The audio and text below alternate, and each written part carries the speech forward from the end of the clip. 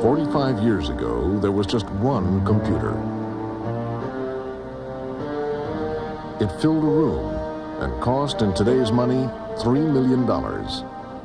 It had less power than a modern pocket calculator. Yet people at the time thought America would only ever need 6 such machines. Join us as we tell the remarkable story of a machine that changed the world. It changed the world of politics. UNIVAC is going to try to predict the winner for us. Have you got a prediction for us, UNIVAC? It changed the world of business. It got smaller, cheaper, and better, faster than any technology in history. If the auto industry had moved at the same speed as our industry, your car today would cruise comfortably at 1 million miles an hour, probably get 500,000 miles per gallon of gasoline. But it would be cheaper to throw away your Rolls Royce and buy a new one than to park it downtown for the evening. Some people became very rich, like Steve Jobs and Stephen Wozniak, who started Apple Computer, the fastest growing company in history. Millions of computers were made. Some hated them.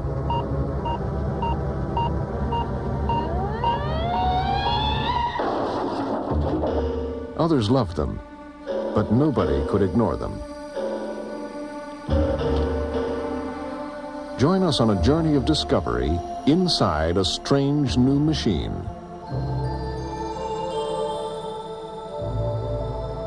We meet the people who use it and the programmers who write its instructions.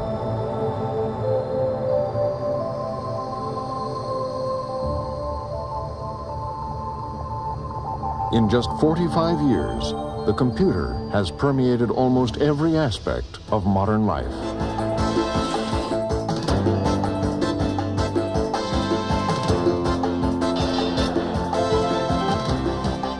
The machine that changed the world. Next. Funding is made possible by Unisys, meeting the mission-critical information systems needs of business and government worldwide. At Unisys, we make it happen. And by the 90,000 members of the ACM, computer professionals advancing human capabilities through information technology. And the National Science Foundation.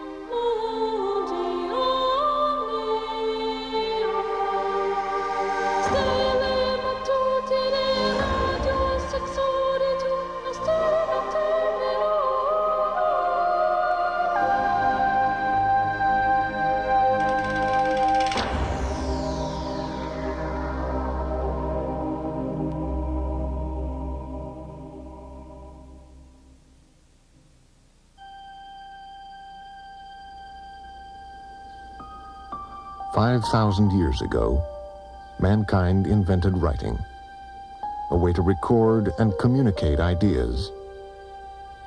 These simple marks on clay and paper changed the world, becoming the cornerstone of our intellectual and commercial lives. Today, we may be witnessing the emergence of a new medium, whose influence may one day rival that of writing. These are the electronic markings inside a computer. The patterns they form represent thoughts, concepts, sounds, and pictures. A modern computer fits on a desk, is affordable and simple enough for a child to play on. But what to a child is a computer game is to the computer just patterns of voltages. Today, we take it for granted that such patterns can help architects to draw, scientists to model complex phenomena, musicians to compose,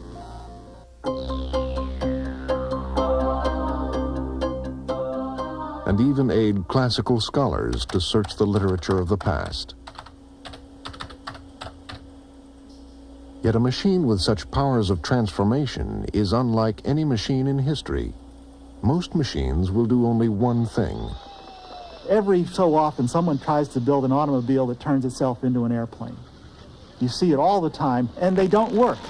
They can be made to work, sort of, but a good automobile is not a good airplane, and a good airplane is not a good automobile. So when I think of the term universal machine, I feel like, well, is that what a computer is? And I suppose, in a sense, yes, it is, only it's deadly serious that a computer does have this kind of ability to transform itself into different things. A very good example is your standard personal computer, which you can use for engineering drawings, you can use it for mathematics, you can use it for word processing, you can use it to sort names and addresses, all kinds of activities. It's the same computer. And the person who buys it decides, well, I want to use it for this, I want to use it for that. My daughter uses a computer for drawing. I use the same machine for writing books, something like that. And it's fine. There's no problem. In fact, it does a wonderful job at all of those things. Due to this versatility, today computers control the way the world works.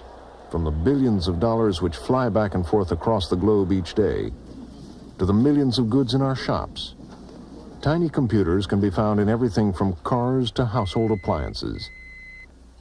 But computers don't just do things like other machines. They manipulate ideas.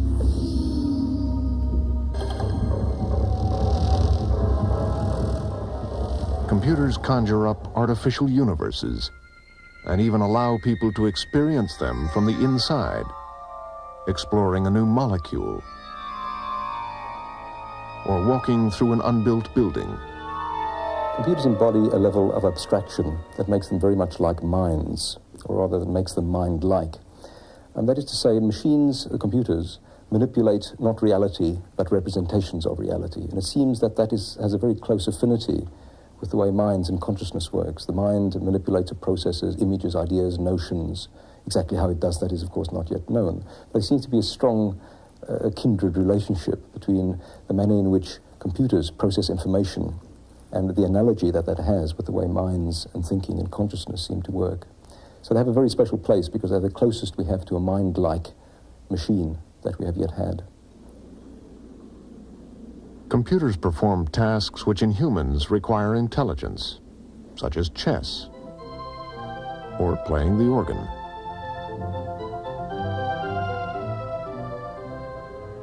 It is ironic that this most versatile of machines was invented to do one thing only, something humans did very slowly and inaccurately: arithmetic.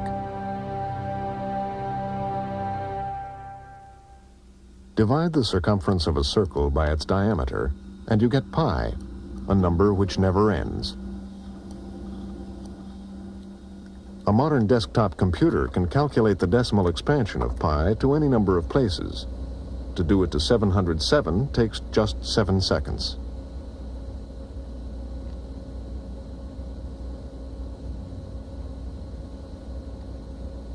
Remarkably, this same task took an English schoolteacher named William Shanks 28 years of his life back in the 19th century.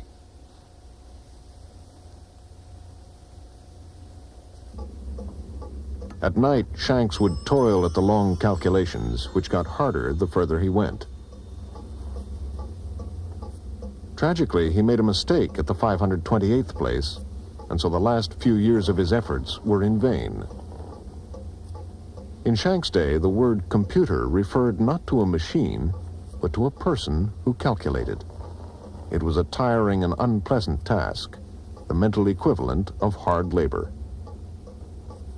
The few aids available to such a computer, like the slide rule, were not very accurate.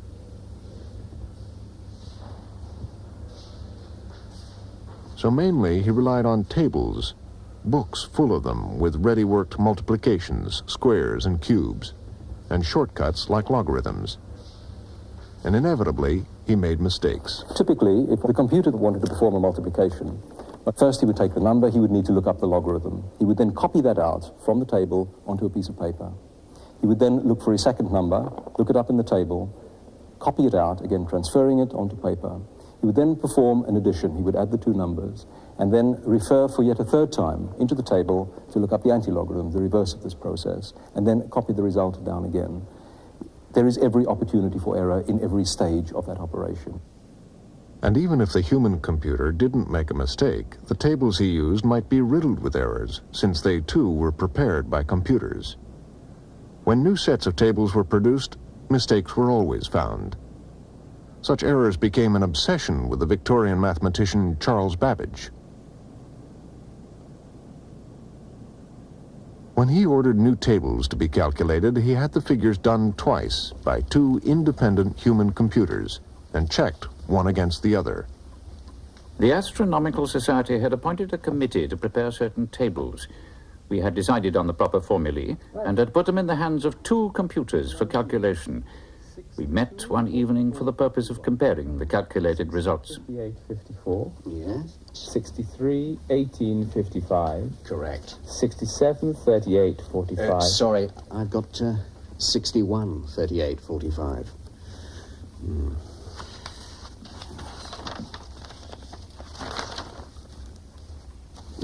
Found it. It's an error on mine.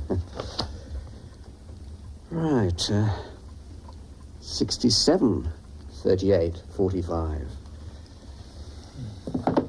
Finding many discordances, I expressed to my friend the wish that we could calculate by steam, to which he assented as within the bounds of possibility.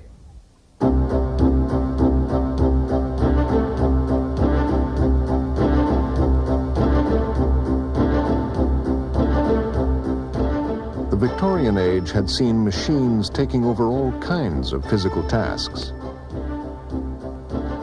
If, Babbage reasoned, machines could carry out physical tasks, why couldn't they do mental work as well?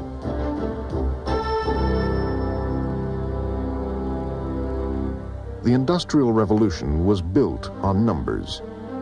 Developments in civil and industrial engineering relied on accurate calculations. So did navigation.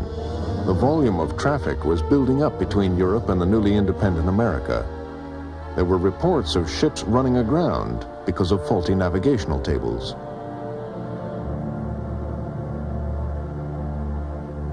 So Charles Babbage designed a calculating machine and built just this small section. It's set up at the moment to produce a sequence of squares simply by turning a handle. Reading vertically, 9 is 3 squared. 4 squared is 16.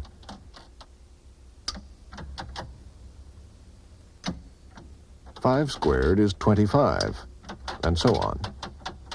Babbage called it a difference engine because the wheels and shafts added by a technique called the method of differences, which was comparatively easy to mechanize.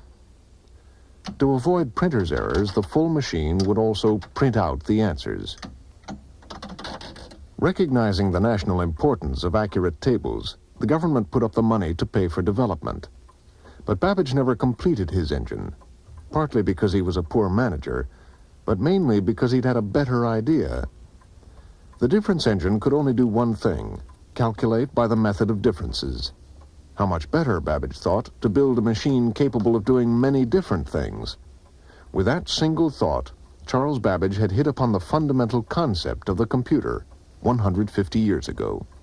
This particular piece was under construction at the time of Babbage's death. It was a small experimental piece that is all, in fact, of the engine that was ever completed. The largest design of this kind that Babbage devised would have, in fact, been the size of a small steam locomotive. The machine is revolutionary in many respects. It has much in common with modern digital computers, which is what is quite extraordinary given the time in which it was devised. The mill, which is what we would now call the central processing unit, the place that the machine operated on information, is quite separate from what we would now call memory, what Babbage called the store. The separation of store and mill is a feature of the subsequent electronic developments. Perhaps the most revolutionary feature of the whole machine is the fact that it's programmable. It is a general-purpose programmable machine. And Babbage used punch cards to program the machine.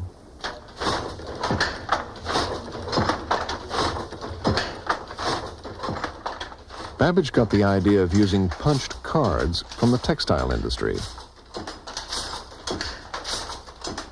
French silkweaver Jacquard had used punch cards to control a loom.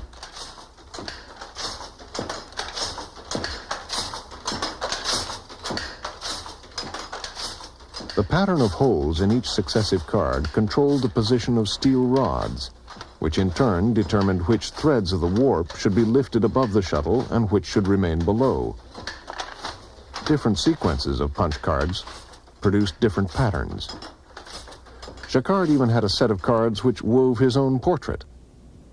But whereas silk weaving was all Jacquard's loom would do, Babbage planned to use the cards to get his analytical engine, as he called it, to do a limitless number of different computations. Throughout history, machines had been defined in terms of what they did, but Babbage was proposing a machine whose purpose would be up to the user. That, I think, was a real profound difference in the way people thought of machines, because for the first time in history, you had someone designing a machine who didn't really think, as he was designing it, all of the different ways that it could be used, what it was good for. It was good for anything, and he would worry about that later on, but for the moment he would concentrate on getting the machine to work in a very general sort of way, and then having the specific uses attended to later. What we nowadays call software was really born in that moment when someone thought that you could separate out those two functions of a machine. Babbage left hundreds of drawings of the machine's hardware, its wheels and shafts. But what we know of the software, of how the analytical engine would be used, comes mainly from one of the most romantic figures in the history of the computer. Ada, Countess of Lovelace, was Lord Byron's daughter. At a party at Babbage's house, she saw the test piece of his first machine, and she was captivated. She enrolled herself as Babbage's interpreter to the world at large. This remarkable lady gave Babbage her enthusiastic support, and 150 years ago, the pair carried on a long correspondence probing the limits of computers.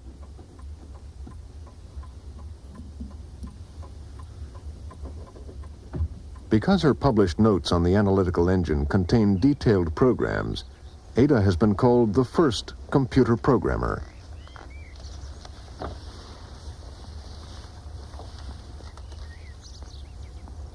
But despite Ada's help and encouragement, Babbage failed to win backing for his idea. People had understood when he wanted to build a machine to calculate tables, but not this vague, grandiose plan. So Babbage died a disappointed and embittered man. His dream of a general-purpose programmable computer vanished for 100 years.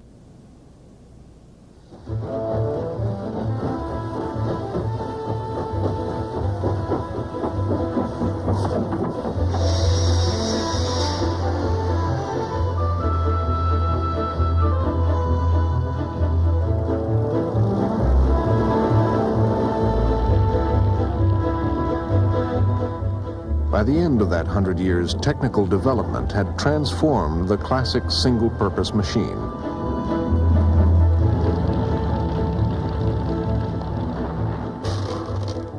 But in an age of automobiles, trains, and planes, computing had changed very little. Adding machines were now available to help with individual operations like multiplication and addition, but computing was still a tedious task.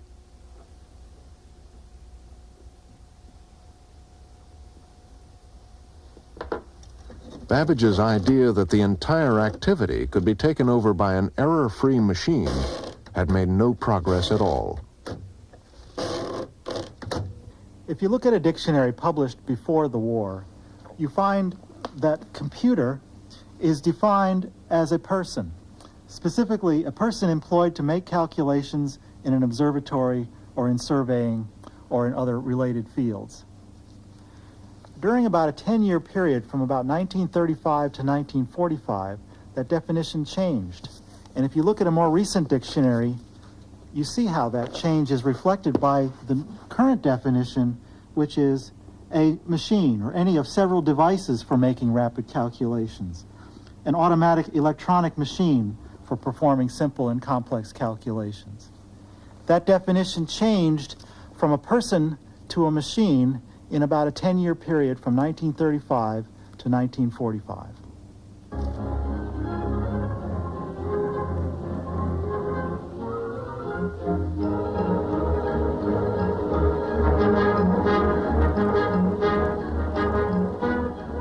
The first moves toward changing the meaning of the word computer took place here, in Berlin, in the early 1930s. A young engineering student, Konrad Zuse, took the first steps toward building a computer. He had a limited objective at first. It was simply to avoid hard work.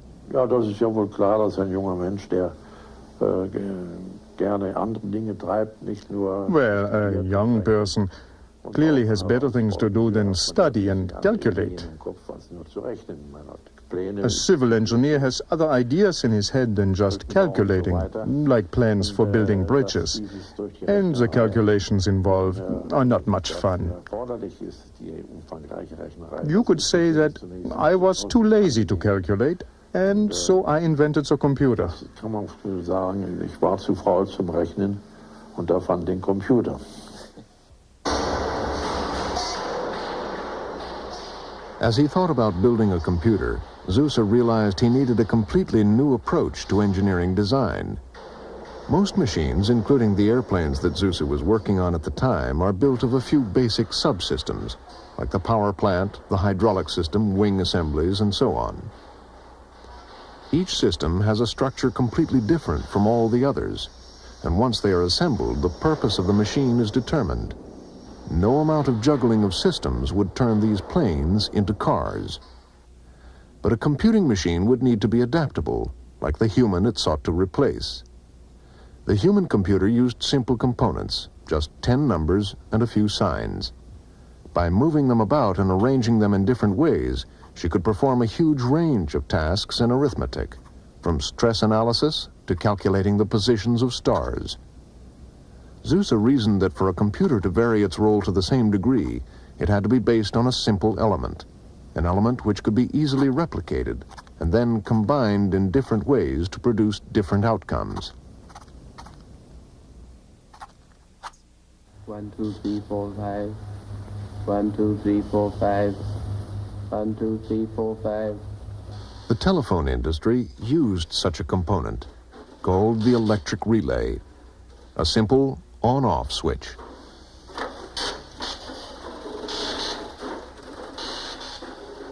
Zuse realized he could build his flexible arithmetic machine out of relays, provided his machine counted in an obscure system called the binary system, which has only 2 numbers, 0 and 1. 2, 3, 4, 5, 6, 7, 8, 9, 10. 4, 5, 6, 7, 8, 9, 10. Probably because we have 10 fingers, almost all human societies count in tens. It's so ingrained it seems to be the only natural way to count, but there are many other ways. Instead of the 10 digits we use, the binary system uses only 2, 0 and 1. Remarkably, these 2 digits can do as much as 10. The advantage of having only 2 digits is that they can be represented very simply by a switch. A switch in the on position equals 1. One in the off position, a 0. Binary numbers really came about from an engineering standpoint, because to an engineer, nothing is simpler than a switch that has basically 2 positions on and off.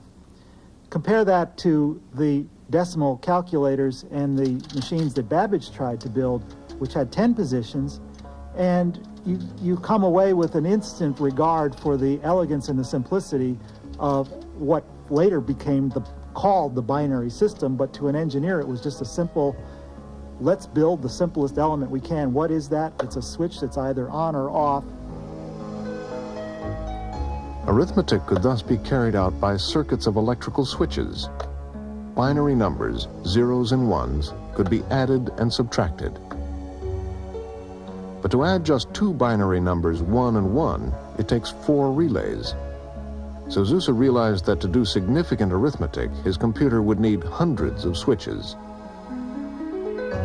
Zuse's experimental machines filled the family's front room. They looked crude, But using his parents and university friends as labor, Zuse solved most of the basic design problems. In 1939, he was the world's leading computer designer.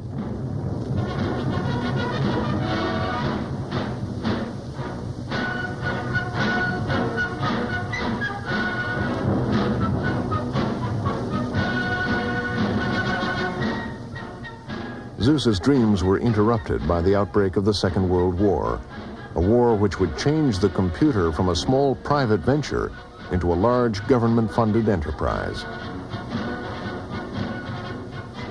He was drafted into the Army and served for 6 months before he was discharged when it was realized he could do more for the war effort as an engineer than as a soldier. With the help of military funding, Zuse completed 2 more computers using telephone relays. And to program them, he ingeniously got around wartime shortages by punching his program into rolls of discarded movie film.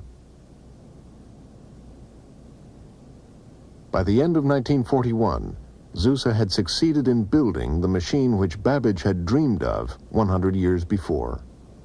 He had a programmable general-purpose computer, and time would prove that the structure he chose and the use of binary arithmetic were the right solutions. But the relays meant that his machine was still too slow to be very useful. It took 3 to 5 seconds to perform a multiplication. There was a faster switch available. The vacuum tube was the foundation of the new electronics industry. Vacuum tubes were most commonly used in radios where they acted as amplifiers, but they could be used equally well as lightning-fast switches. One of the friends who had helped Zuse build his first machine, Helmut Schreier, believed that the future of computers was electronic.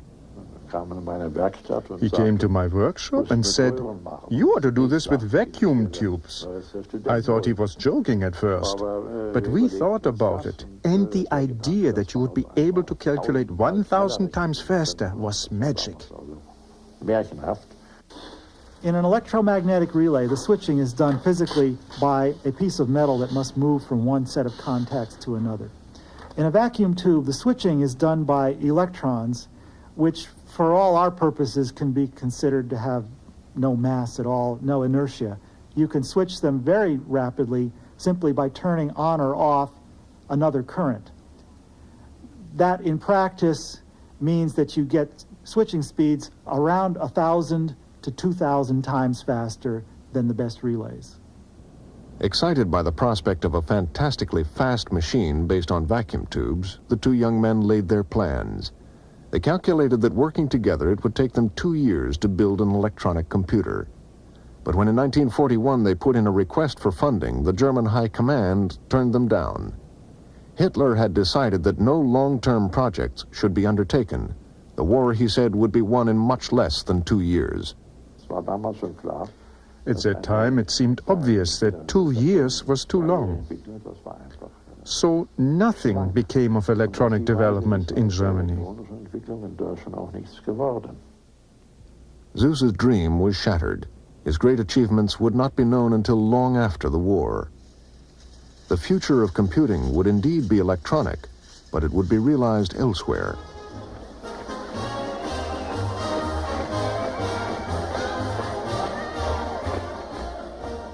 Across the Atlantic, America had entered the war, and military planners foresaw a big problem. The supply of the latest weapons to the Allied forces was threatened by, of all things, a shortage of human computers.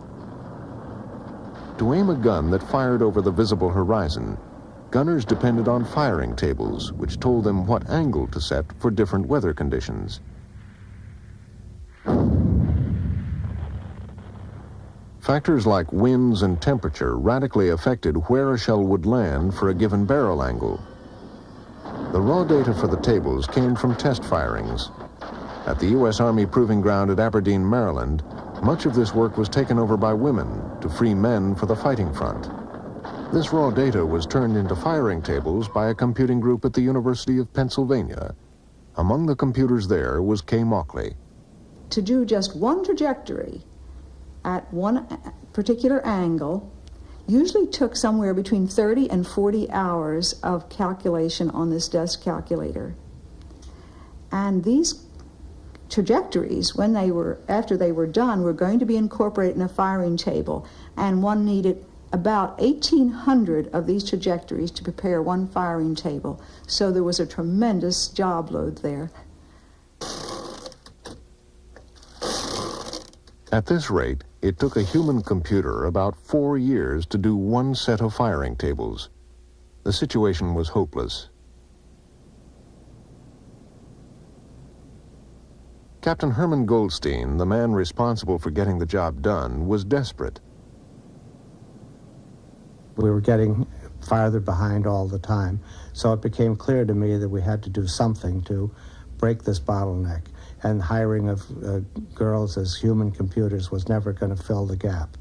And so I was very much on the lookout for mechanical means of solving the problem.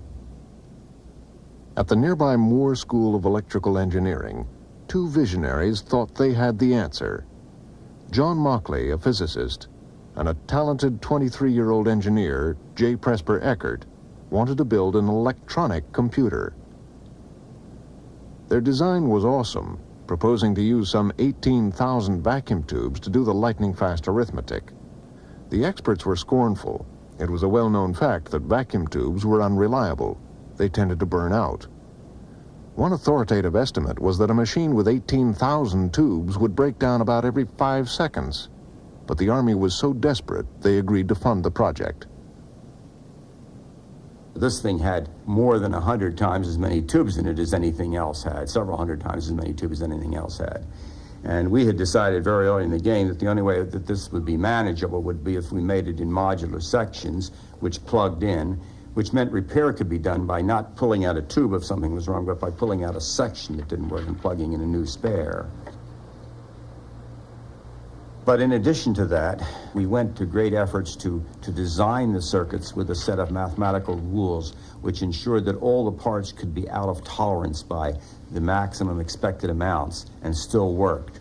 We called this worst design, meaning if everything was in the worst way, it would still work. It's the kind of thing these days that on a much bigger scale is done in the space program, where they go to all kinds of extremes to try to avoid failures. Because we wanted this thing to work. If we built this huge thing and it didn't work, it would just set back progress instead of setting it forward. It filled a room 50 feet by 30 feet. As well as its 18,000 tubes, it had tens of thousands of electrical components and 500,000 soldered joints. They called their creation ENIAC, for Electronic Numerical Integrator and Computer, and it could perform 5,000 additions every second.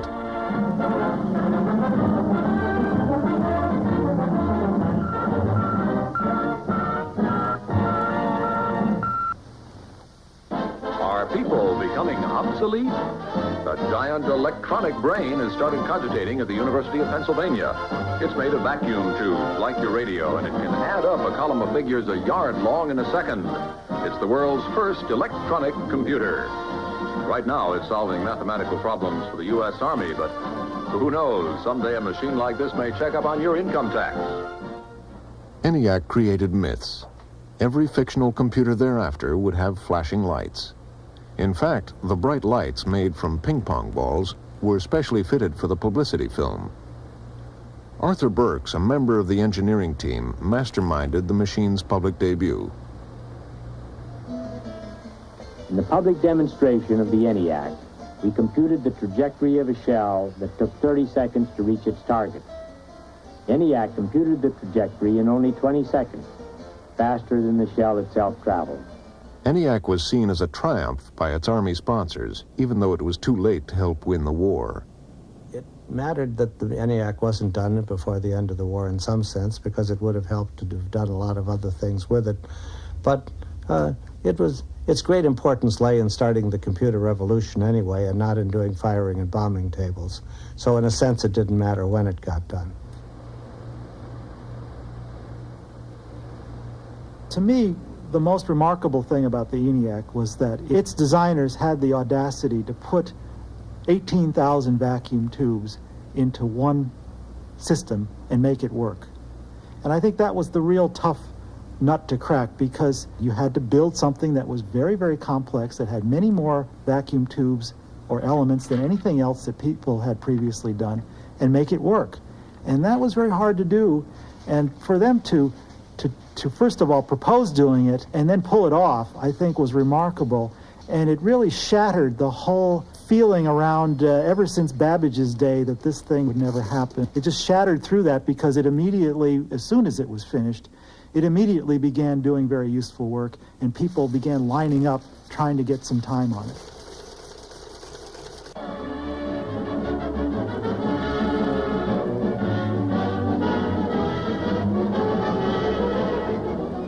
The coming of peace released an army of technically trained men and women from military work.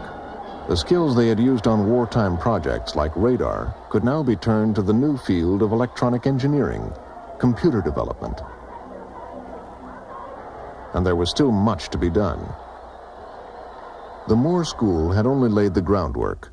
ENIAC's remarkable speed had convinced people of the value of electronic computing, but much of this benefit was lost when the engineers tried to change the program.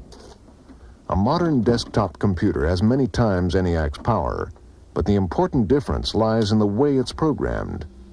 Today, program instructions are written in a stream of electronic pulses on a floppy disk. Load a program into the computer's memory and it quickly becomes a spreadsheet. Another program plays a chess game. Yet another a calculus problem. But the ENIAC could not store its program inside, and so was programmed not with floppy disks, but by people. Reprogramming the ENIAC meant rewiring it. This job involved individually setting up to 6,000 switches and then replugging the hundreds of cables connecting different parts of the machine. There were no manuals at all in those days. They had not yet been written. Some excellent ones were written later, but at that time there was nothing. There was nothing available to us at all except the wiring diagrams of each unit. So some of the professors at Penn helped us to learn how to even read the wiring diagrams. And we learned how each accumulator worked from the back, how the multiplier worked, what each tube did. These switches that we turned in the front of the machine would then activate or deactivate the various tubes in the back. In a sense, you were literally rebuilding the machine for each problem that you wanted to solve. And during that time, the machine, a very expensive machine, would be sitting there idle, not doing anything useful. Sometimes this could take days.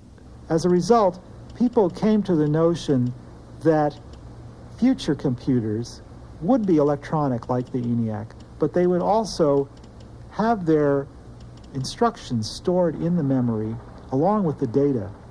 That way, when you wanted to change over from one program to another, you simply would load in a new set of instructions into the memory and then let the computer do the rest. This idea had already occurred to ENIAC's designers, but the Army was anxious to have their machine as soon as possible. By the time we had frozen the design, we were all completely dissatisfied with it. We had thought of better ways of doing everything that we were doing in it. But here again, the philosophy of it, you're not going to make any progress if you don't stop fooling around and don't get on with the show, had to take precedence. The Moore School team knew how they should have built ENIAC and how they would do it next time. This landmark report became the theoretical blueprint for all future computers. It bore the name of John von Neumann, America's most distinguished mathematician, who had joined the project as ENIAC neared completion. But the Moore School would lose the race to build the first complete computer because within months, Eckert and Mauchly had left. The two inventors who saw commercial possibilities in computers had applied for a patent on the ENIAC. This brought them into conflict with a new research officer at the university who demanded that Eckert and Mauchly give up their rights to the invention. We didn't want to do this, and he told us, well, in that case, he'd have to accept our resignation in a month if we didn't do it. And we said, well, there's no use in waiting a month. We're not going to change our minds. So he said, well, take the month anyway. At the end of a month, he came back and said, take a week. And we said, it's the same answer. Well, why wait the week? He said, oh, I'd take the week. He came back in a week and said, I'll give you another day. And so we waited the week, the month, the week, and the day, and left. They did something most people thought a little crazy. They started the first commercial computer company. Eckert and Mauchly believed there was money to be made building and selling computers. But their path would not be an easy one, and it would be many years before the pair delivered their first commercial computer. So it was a British radar engineer, Freddie Williams, who designed the first working computer with a stored program. He ran it in July 1948. Manchester University, where anyone who urgently wishes to know whether 2 to the power of 127 minus 1 is a prime number or not, can be given the answer by an electronic brain in 25 minutes instead of by a human brain in 6 months. Impressed by the speed of the machine, many people were still skeptical about its general usefulness. Just who would want to use these marbles? What would they use them for? And how easy would they be to operate? When computers had been people, scientists had needed them. Could scientists be induced to use these forbidding electronic machines instead? Later, an automatic keyboard will type the answer. At Cambridge University, a young physicist named Maurice Wilkes believed that if computers were made as friendly as possible, scientists would become interested. The machine he built was called the EDSAC.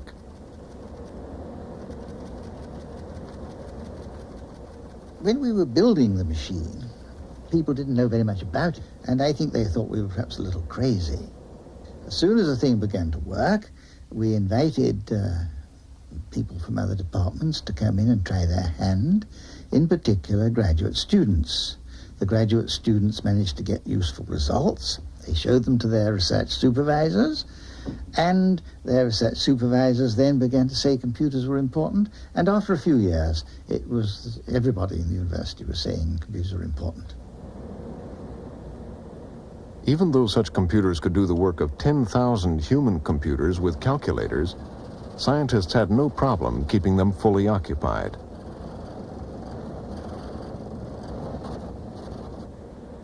As scientists became familiar with the machine, they discovered that computers opened undreamed of possibilities. New sciences, like radio astronomy, developed as they never could have without computers to handle the masses of data.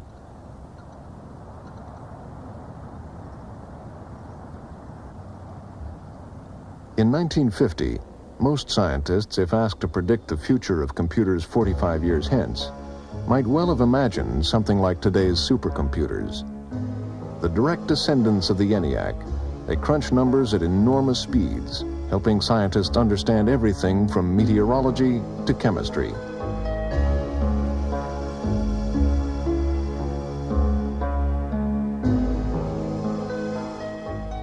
But few would have imagined that such exotic machines would form a tiny fraction of the world's computers. Few could have predicted that most computers would be used by ordinary people for things having nothing to do with numbers.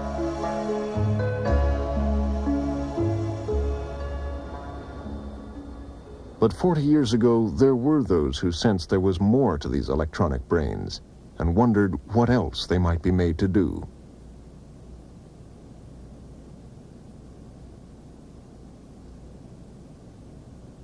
One of the most brilliant thinkers of the day, a young mathematician named Alan Turing, felt that most scientists had missed the point about computers.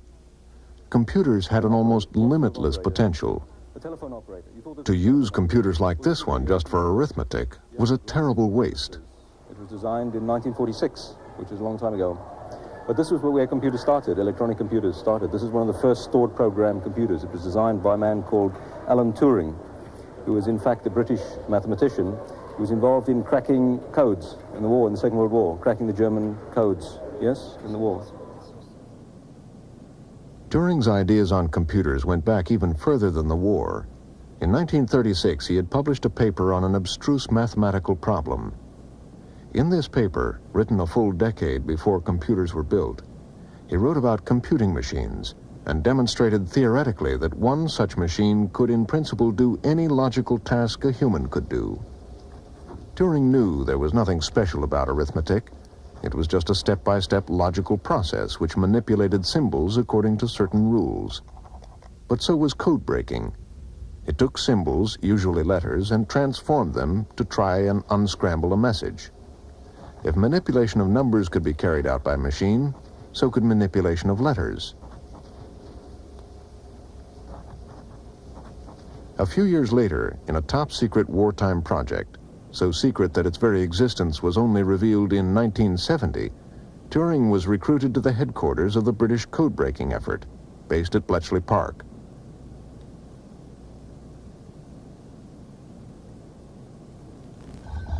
The encoding methods used by the Germans in the Second World War relied on machines.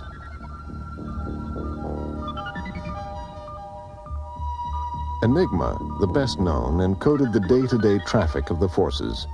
This was Turing's main area of responsibility. But the most important of all the messages, including some from Hitler himself, could not be cracked by conventional strategies fast enough. These messages were scrambled on special devices like the Lorenz. The Lorenz had shifting wheels which altered the letters in a continuously changing manner, presenting a nightmare for the codebreakers at Bletchley Park. Alan Turing worked out one of the logical strategies the codebreakers used to attack it. But the task was hopeless. It was much too slow to be useful. So instead, they built an electronic machine to crack codes at electronic speed. Called Colossus because of its size, it was a partial embodiment of the sort of computing machine Turing had imagined. Colossus began operating in 1943, the same year work on ENIAC began. But where ENIAC's vacuum tubes did arithmetic, Colossus's circuits carried out the logical steps of a codebreaker. Colossus was successful, continually breaking top-secret messages, and it undoubtedly helped to win the war. But the whole project was so secret that not a word about it leaked out for more than 30 years. However, it demonstrated what Turing had always believed, that a computer was not simply an arithmetic machine. Because of the secrecy surrounding Colossus, Alan Turing's remarkable insight into what a computer was has only recently been recognized. A celebrated stage play, Breaking the Code, used Turing's words and writings to capture the personality and mannerisms of a brilliant eccentric who was light years ahead of his time. Those symbols could represent numbers or coded letters, even the moves of a chess game. And if chess, why not other human intellectual activities? To Turing and the few people he could convince, the possibilities seemed unlimited. Turing had this extraordinary, almost unique obsession with looking at a problem as though it was the first time that anybody in the world had ever looked at that problem and taking it completely fresh. There was a small group of us who came very much under his spell in terms of the vision that he had for what would be possible after the war to develop computing machines, which in itself was an amazing idea, but not just for numerical calculations, but for symbolic, non-numerical calculations which could simulate the processes of logical human thought and, above all, of machine learning.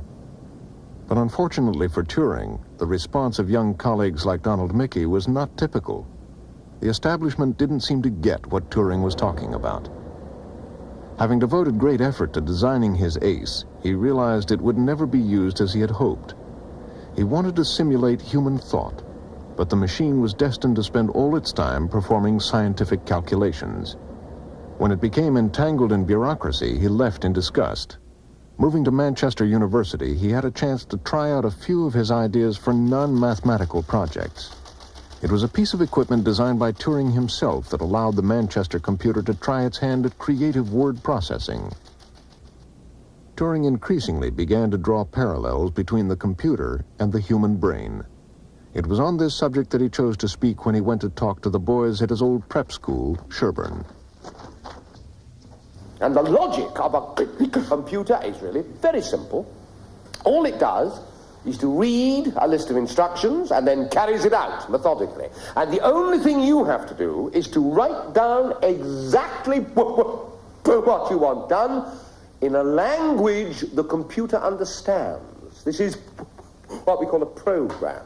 Now, many people say that a computer can only do what it's been told to do.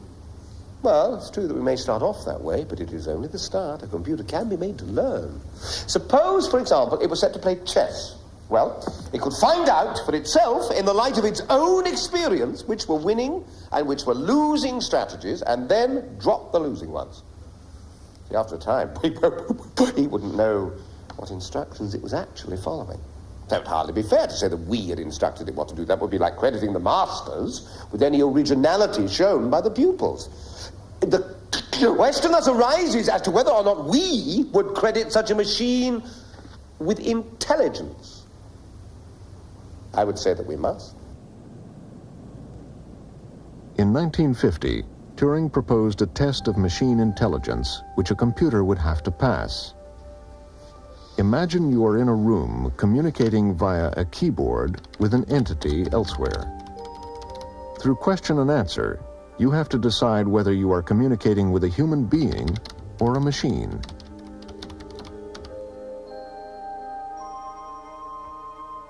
He only gives you 5 minutes to put questions, and if at the end of that 5 minutes you're not more than 70% sure that it's really just a machine, then he said it would be only fair to concede that the machine possesses some intelligence. He's been misquoted. He didn't say, then that shows that it's as intelligent as a human being. He just said you would have to concede that it has some intelligence. And he believed that by the year 2000, the kind of dialogue that he illustrates in that paper would be possible. In 1954, this remarkable genius committed suicide following a prosecution for homosexuality. So he never saw which of his visions came true and which didn't. He never lived to see that Eckert and Mauchly's far-fetched idea to start a computer business would end up launching an industry. Soon, offices full of clerks would be replaced by a single machine. He never lived to see how engineers were able to shrink the main circuitry of a computer and put it on a single chip you could fit on your hand, leading to computers that were so small and cheap they could be mass-produced. He never lived to see that one day computers would play chess better than all but the very best human players.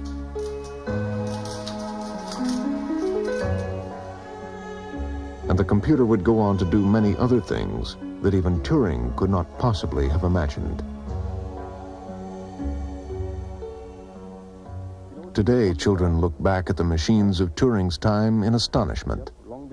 Computers are such common objects used for so many things that it is hard for them to understand that once all people did with them was compute.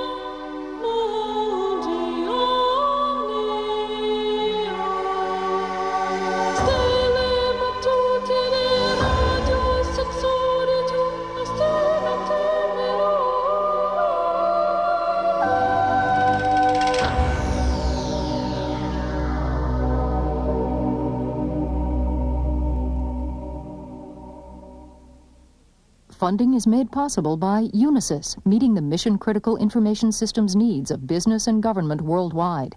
At Unisys, we make it happen. And by the 90,000 members of the ACM, computer professionals advancing human capabilities through information technology. And the National Science Foundation.